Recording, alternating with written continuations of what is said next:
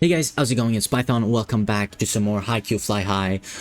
It's been a while. I'm sorry about that, but we're gonna pick up a bit from the last video where I kind of talked about and went over the new gameplay changes and team building changes on JP and how that's gonna affect. Today we're gonna mostly look at how that's gonna affect the team planning, or rather the account planning rather than team planning. So if you missed the video, please check that out. I'm gonna try my best to sum it up real quick, but essentially there's no position changes anymore, and there's no position requirements anymore. You can play any player in any position and as many of the same position as you want, except for the libero, of course. There's only one, and the big one is, of course, the team playstyle, the team bonus. That is the big one, and obviously going quickly summing it up, obviously right now in the game and how it was on JP is just that the setter dictates the team playstyle of the team,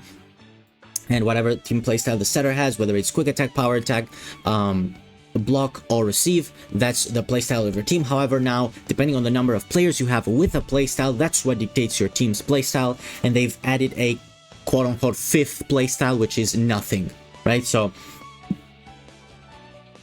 if you don't meet the requirements, so if you don't have at least 4 players with the same playstyle, or in the case of receive it's 5, but it's technically still 4 because liberos are always receive, so that doesn't count towards anything else but receive. So if you don't count the libero, is 4 still for the receive, just the same as it is for other playstyles, right? So if you don't meet that, you don't have a playstyle and you are at a disadvantage against everybody. And the disadvantage now, this was where I made a mistake on the video and I did a post about it explaining it, so I will explain it still before. So how it is now on global, essentially, if you have an advantage over the opponent, you get a 30% boost on strength of the moves that you do, on the skills, or not just skills, the moves that you use that are of the same type. For example, if you have a receive team and you have an advantage over opponent's quick attack, you are going to get a 30% when you use 30% increase when you use receive skills, right? Same with power attack advantage, quick attack advantage, or block advantage, right? However, how they've changed it now is that if you have a type advantage, depending on the number of players with that playstyle that you have, you get a percentage from 15 to 25 advantage on all your moves, everything, not just the type that you're playing, but everything. So if you're playing receive, going up against quick attack, and you've got 4 players, which is the minimum, 6 is the maximum.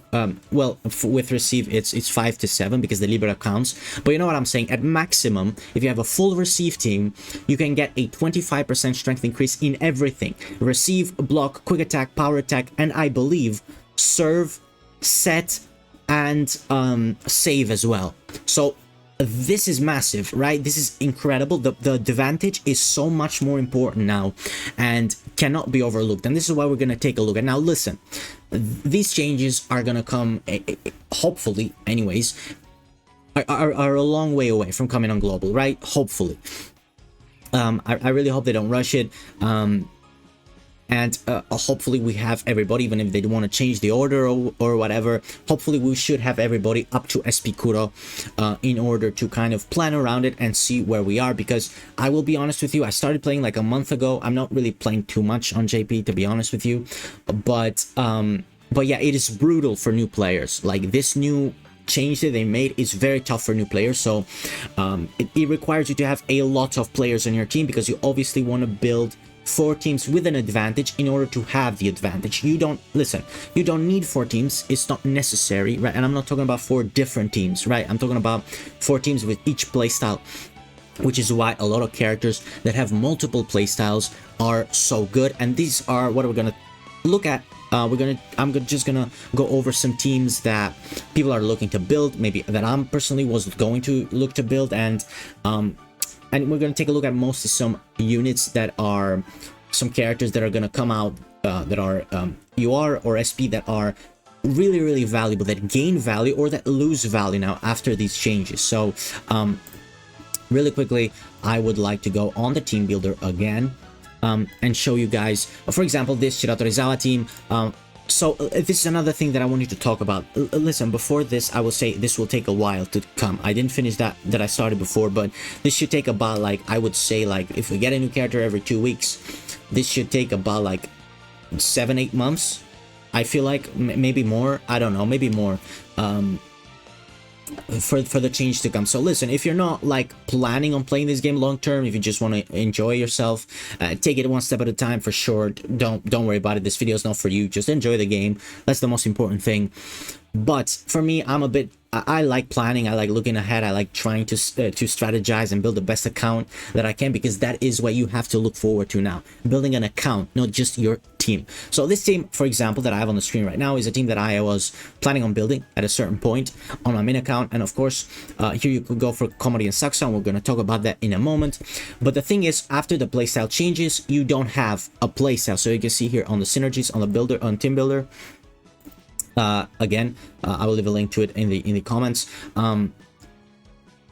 You don't have a playstyle, I will say here next to synergies, because you don't have 4 power attack players or 4 players with the same playstyle. And again, if you have multiple, you can choose which one to apply, right? So if you had a power attack and block, or even more, even 3, excuse me, you can choose which one to apply. So again, 15% at 4 characters with the same playstyle, 20% at 5, and if you have 6, or in the case of receive 7, you get the full 25% bonus when using when using any moves, really. So which is why you need a big account with a lot of characters, right? This is the most important thing, and this is why for me as a free-to-play, like, dupes are no, I'm not gonna go for dupes, is what I'm trying to say, right? I don't want to say dupes are not worth it, because dupes make a difference, make a massive difference, but it's very important to kind of look at what characters you're gonna use your dupes for. And yeah, I mean, listen, SSRs are gonna be so important now, to have good SSRs, a good amount of SSRs. So when they all come to the select banner, which they will, after they're all released eventually, they will have an all select banner when you can pick any SSR to kind of increase their rates. So that's good for the future. So they're going to be very important. Anyways, I've been talking nonsense for a while. Listen, this team doesn't have a playstyle, so you can change it. How you can apply it, again, there's no position, so you can actually change up. You can add more players at the same position. So one player you can add easily while not doing too much, while not changing too much, is Goshiki. So you can change Goshiki for Oira, and you have a power attack, because you got 4 players with power attack in Oikawa, Goshiki, Ushijima, and Hoshiumi. Another thing that you could do, now that there is no position changes, is you can actually add Shirabu in here instead of Tendo. And this is great, right? Now you get it up to 5. Now you get the power attack up to 5. And obviously you got 2 setters for Ushijima. You got Oikawa on the serve as well, which is really nice.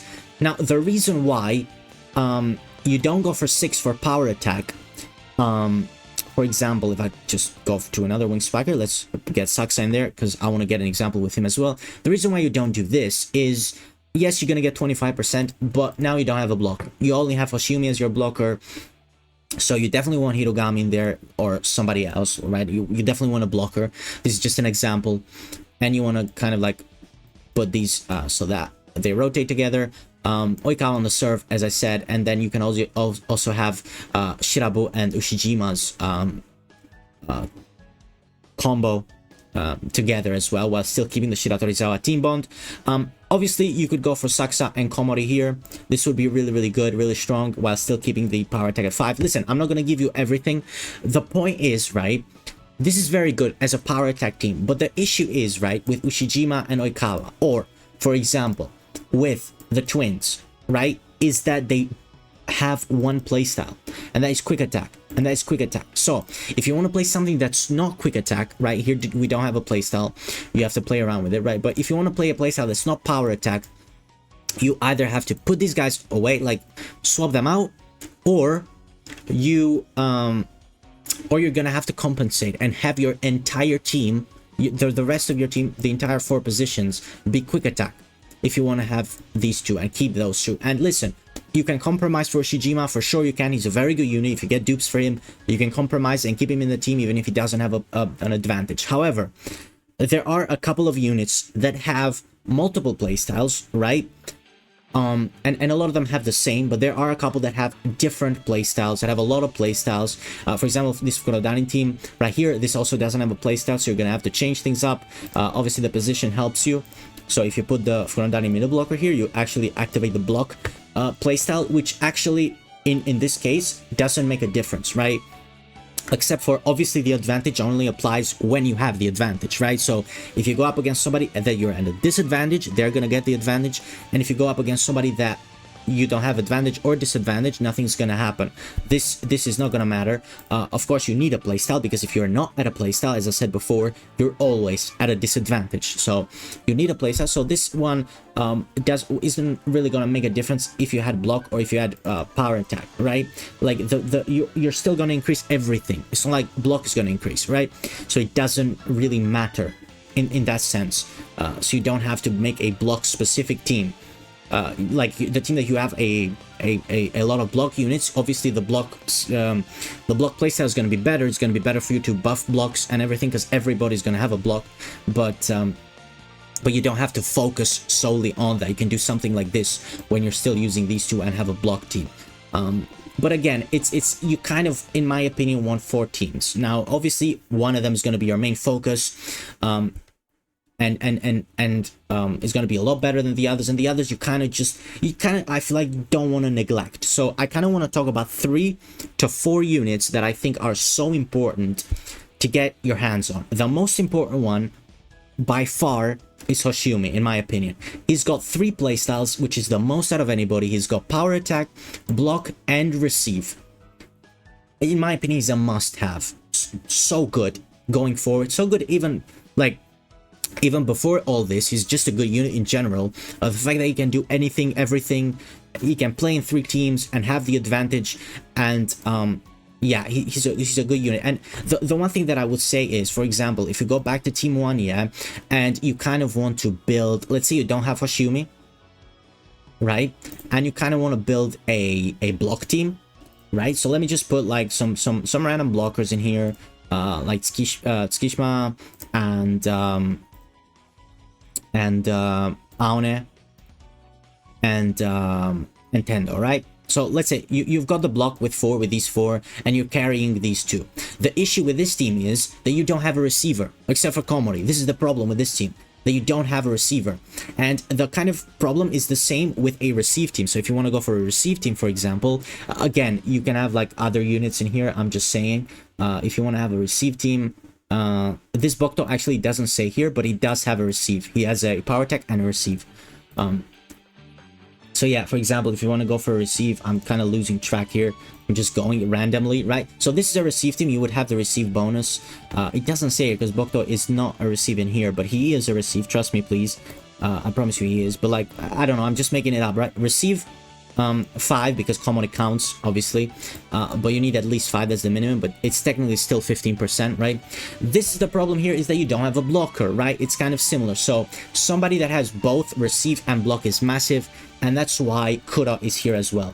He's a defensive monster. He's so good. His passive is so good as well. It increases when he's in the front. He increases the block of all the front row, I believe, or increase his block by the block of the front row players. And when he's in the back, it increases his receive by the receive of the back row players. He's so good. And yeah, having this receive and block is so powerful. And also, I believe there's an SR from Dateko that has this. The same 2 playstyles, so this is so good. And the third one is Hinata. Hinata has quick attack and receive, which is a very a good combination, because a lot of quick attack units don't have receive. They have usually block or nothing, in case of like the twins, for example. So having a quick attack receive is really strong. Kind of like the opposite of that is in Hoshumi with power attack and block. Yeah, power attack and block, which you don't really see. There's not really a unit with just power attack and block. So yeah, I would say these 3 are very important and very versatile, and can just help your team out if you have other characters that you want to carry, right? So I would say these 3 units have a lot of value because of their different play styles, combinations that they have, and the value that they provide, especially Hoshiyume, right? It's so good because yeah, he's so good. But Hinata as well in the quick attack team, if you want to have like a full quick attack team, like the 6 bonus, you can actually do that because Hinata has a good receiver, and of course you're gonna have your libero, so you can actually have a full 6-man quick attack team if you want. Something like this for example, just like as an example, right? This is maybe an exaggeration because maybe you don't want to put all your eggs in one basket and go all in for your quick attack team, but I'm just saying something like this.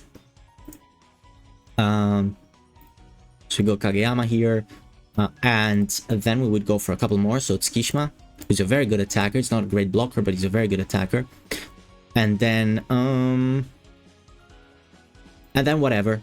Let's go Liev, and then let's go with like Yaku here, right? So this is yeah, this would be actually like a very good possible quick attack team, like as good as it gets, because Hinata allows you to receive. Other than that, you don't have a receiver on this team.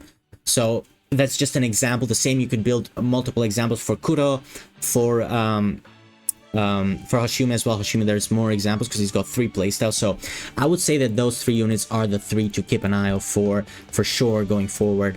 I would say that the value of these 3 is going to increase. So yeah, again, I will kind of like look to kind of plan more towards these 3 units or towards other units, how you can go about it to kind of help you transition when the game you know, mechanic changes, the team building changes, to kind of help you transition no matter what you're playing, because planning has changed a lot now, and you don't have to, you cannot just plan your team, you have to kind of plan your account and plan your 4 teams and kind of have units that fit in all teams. And Hoshimi is a great example of a character that you can fit in all teams. And also, I forgot to say, the 4th character that I wanted to say was actually Sakusa. Now Sakusa also only has 2 playstyles, which is power attack and receive, which you see a lot in a lot of wing spikers. A lot of wing spikers have those, both of those.